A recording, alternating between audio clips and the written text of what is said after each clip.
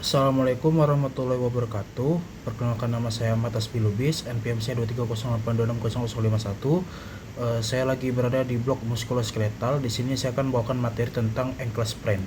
Pertama, saya akan menjelaskan definisi dari ankle sprain terlebih dahulu. Ankle sprain adalah cedera pada ligamen pergelangan kaki yang terjadi akibat peregangan berlebihan atau robekan sebagian maupun seluruh serabut ligamen karena gerakan memutar, twisting, inversi atau eversi yang melebihi batas normal. Cedera ini merupakan salah satu cedera muskuloskeletal yang paling sering dijumpai, terutama pada individu yang aktif berolahraga maupun masyarakat umum yang mengalami trauma saat berjalan atau berlari. Sebagian besar ankle sprain melibatkan ligamen lateral, terutama anterior talofibular ligamen ATFL, karena mekanisme cedera paling sering berupa inversi kaki saat posisi plantar fleksi. Berdasarkan derajat kerusakannya, ankle sprain dibagi menjadi 3 derajat. Grade 1 ditandai dengan peregangan ligamen tanpa robekan yang bermakna sehingga nyeri dan pembengkakan ringan serta stabilitas sendi masih baik. Grade 2 ditandai oleh robekan sebagian ligamen yang menyebabkan nyeri sedang hingga berat, edema, memar, dan gangguan fungsi sendi. Grade 3 merupakan robekan total ligamen yang menyebabkan instabilitas sendi, nyeri hebat pada awal cedera, pembengkakan luas, memar, serta kesulitan atau ketidakmampuan menumpu berat badan. Penentuan derajat cedera penting karena menentukan pilihan terapi dan prognosis pasien. Habis itu kita bahas etiologi. Ankle sprain umumnya disebabkan oleh trauma yang mengakibatkan pergelangan kaki bergerak melebihi rentang gerak fisiologis sehingga ligamen mengalami peregangan atau robekan. Mekanisme yang paling sering adalah inversi disertai plantar fleksi yang menyebabkan cedera pada kompleks ligamen lateral, terutama anterior talofibular ligamen TFL, diikuti oleh calcaneofibular ligamen CFL apabila gaya yang diberikan lebih besar. Cedera pada posterior talofibular ligamen PTFL relatif jarang karena ligamen ini lebih kuat. Cedera akibat eversi lebih jarang terjadi, tetapi dapat menyebabkan kerusakan pada ligamen deltoid di sisi medial pergelangan kaki. Pada trauma dengan energi tinggi dapat terjadi high ankle sprain, yaitu cedera pada ligamen syndesmosis tibiofibular yang biasanya disebabkan oleh rotasi eksternal kaki atau dorsifleksi berlebihan. Cedera jenis ini memiliki waktu penyembuhan yang lebih lama dibandingkan ankle sprain biasa.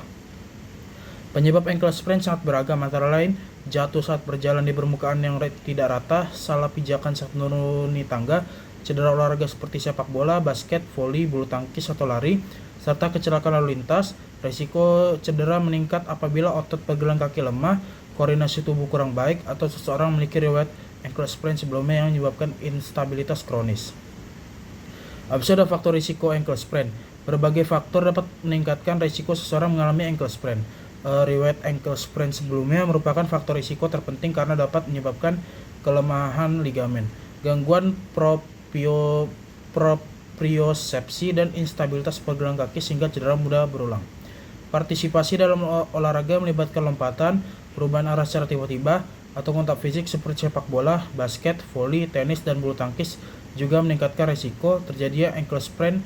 Selain itu, penggunaan alas kaki yang tidak sesuai, berjalan atau berlari pada permukaan yang tidak rata, serta kurangan pemanasan sebelum berolahraga dapat meningkatkan kemungkinan cedera. Faktor lain yang berperan meliputi kelemahan otot pergelangan kaki, gangguan keseimbangan, kelainan biomekanik kaki, hipermobilitas sendi, obesitas, kelelahan otot, serta berkurangnya fleksibilitas otot dan tendon di sekitar pergelangan kaki. Individu dengan gangguan propriosepsi atau koordinasi neuromuskular juga memiliki risiko lebih tinggi mengalami cedera berulang. Habis itu ada patofisiologi ankle sprain. Patofisiologi ankle sprain diawali oleh trauma yang menyebabkan pergelangan kaki bergerak melebihi batas normal, terutama gerakan inversi disertai plantar fleksi. Gerakan tersebut memberikan tekanan berlebihan pada ligamen sehingga terjadi peregangan atau robekan serabut ligamen. Ligamen yang paling sering mengalami cedera adalah anterior talofibular ligamen ATFL karena posisinya paling rentan terhadap mekanisme inversi. Bila gaya trauma lebih besar, cedera dapat meluas ke calcaneofibular ligamen (CFL), dan pada kasus yang berat dapat mengenai posterior talofibular ligamen (PTFL). Robekan ligamen menyebabkan kerusakan pembuluh darah kecil di sekitar jaringan, sehingga terjadi pendarahan lokal dan pelepasan mediator inflamasi seperti histamin, prostaglandin, bradikinin, dan sitokin proinflamasi. Mediator tersebut menimbulkan vasodilatasi dan peningkatan permeabilitas kapiler sehingga terjadi edema, nyeri, kemerahan, dan pembengkakan pada pergelangan kaki. Nyeri menyebabkan refleks spasme otot di sekitar sendi sehingga pergerakan menjadi terbatas. Bila cedera cukup berat, stabilitas sendi terganggu sehingga pasien sulit berjalan atau menumpu berat badan. Apabila ankle sprain tidak ditangani dengan baik atau rehabilitasi tidak adekuat, dapat terjadi instabilitas pergelangan kaki kronis, kelemahan propriosepsi, cedera berulang, sehingga perubahan degeneratif berupa osteoartritis pada sendi pergelangan kaki. Habis ada pemeriksaan fisik dan pemeriksaan penunjang. Pemeriksaan fisik dilakukan inspeksi palpasi, pemeriksaan rentang gerak sendi. Inspeksi dapat menunjukkan pembengkakan, ekimosis, deformitas, atau perubahan warna kulit. Palpasi dilakukan untuk mencari titik nyeri maksimal pada ligamen malleolus basis metatarsal kelima atau tulang navikular guna menyingkirkan kemungkinan fraktur. Rentang gerak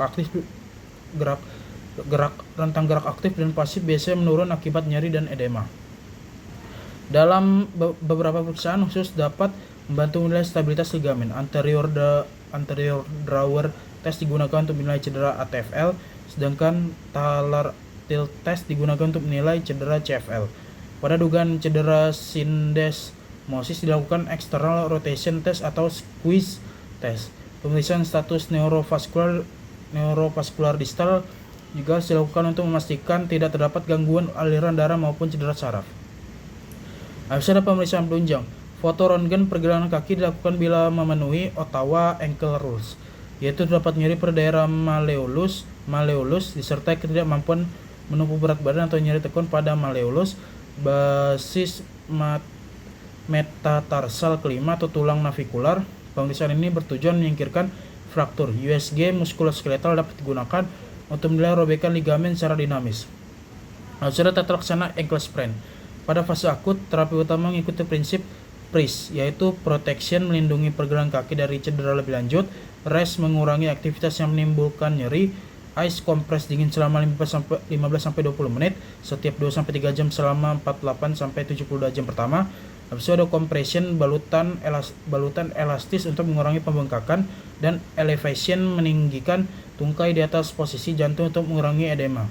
Terapi farmakologis meliputi pemberian analgesik seperti paracetamol atau obat antiinflamasi non-steroid (OANs), misalnya ibuprofen, naproxen, atau diclofenac untuk mengurangi nyeri dan inflamasi. Penggunaan OANs harus mempertimbangkan kondisi pasien serta risiko efek samping gastrointestinal dan ginjal. Pada ankle sprain raja 1 dan 2, terapi konservatif umumnya memberikan hasil yang baik. Pasien dianjurkan menggunakan ankle brace atau elastic bandage sesuai kebutuhan dan mulai latihan renang gerak sedini mungkin setelah nyeri berkurang. Program rehabilitasi meliputi latihan peregangan, penguatan otot, latihan keseimbangan proprioseptif, serta latihan fungsional untuk mengembalikan stabilitas sendi dan mencegah cedera berulang. Pada ankle sprain raja 3 dapat dipertimbangkan imobilisasi sementara menggunakan walking boot atau GIPA selama periode tertentu, diikuti rehabilitasi bertahap.